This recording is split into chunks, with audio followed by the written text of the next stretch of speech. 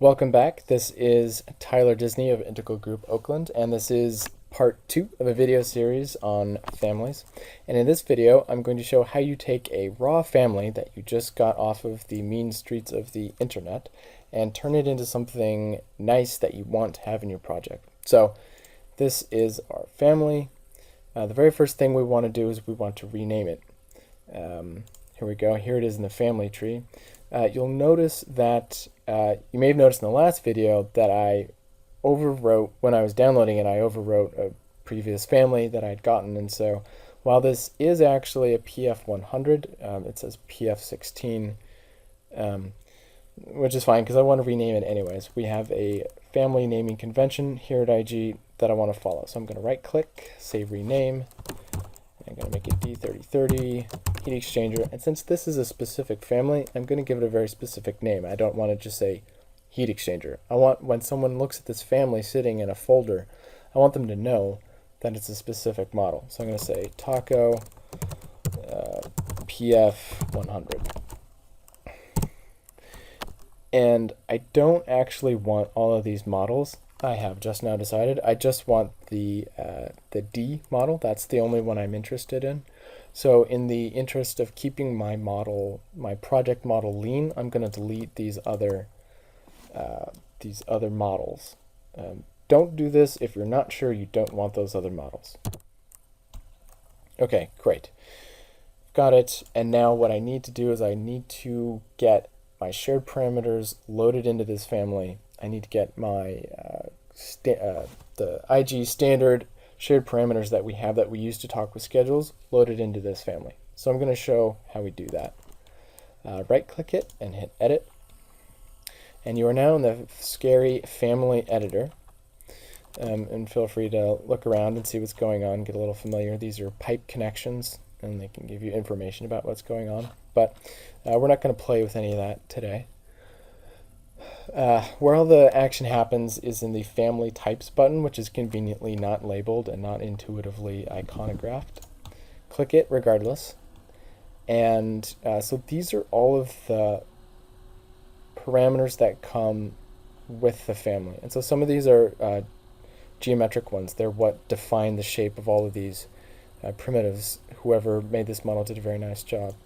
There are also a lot of parameters about the sort of engineering information, so the GPM, the flow configuration, temperatures, things like that. That's all great, but those won't talk with our schedules.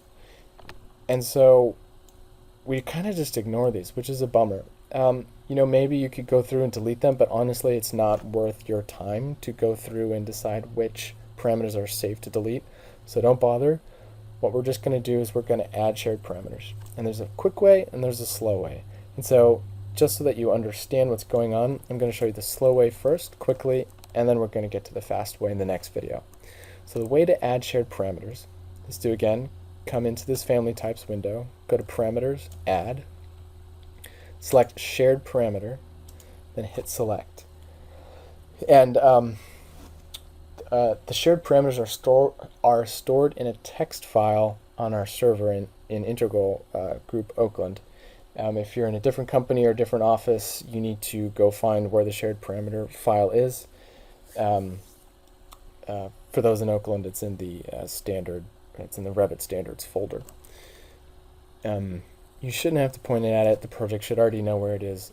If you have a problem, just hit me up. I'll help you out. So what we have here we have a number of different parameter groups. These are all parameter groups. Try to organize them logically so that you don't have to waste too much time looking around finding the right parameter because we've got hundreds. So common is a bunch of parameters that a lot of families are going to use.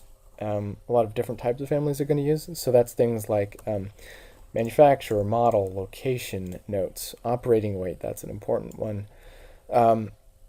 Some of these are legacy parameters. If you don't know why you would add a bar parameter to your family, do not add the bar parameter to your family. Just play it safe. So that's common. A lot of equipment have common parameters for motors, horsepower, brake horsepower, if it's got a VFD or not. And a lot of them have common electrical stuff. So, MCA, MOCP, voltage, phase, that sort of business. So if your piece of equipment has electrical, you can add these guys to it. And then after that, we get into the equipment-specific parameters. So air handling units, AHU coils, which is a whole different ballgame, diffusers, cooling towers, etc.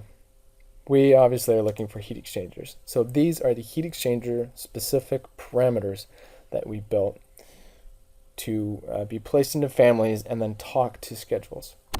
So this is where they are. This is sort of the how this all works. And Revit out of the box doesn't have a way for you to add a bunch of these at a time. I can't shift click, I can't control click, I can just click on one parameter at a time. And I can say if I want it to be an instance or not, and what group parameter I want it to be. It says it already has it. The point is, doing it this way is really labor intensive, and it's not worth it. So it's important to know that this stuff exists and where it comes from. But in the next video, I'm going to show you a much faster way to just grab all the parameters you want and throw them into a family in one button click.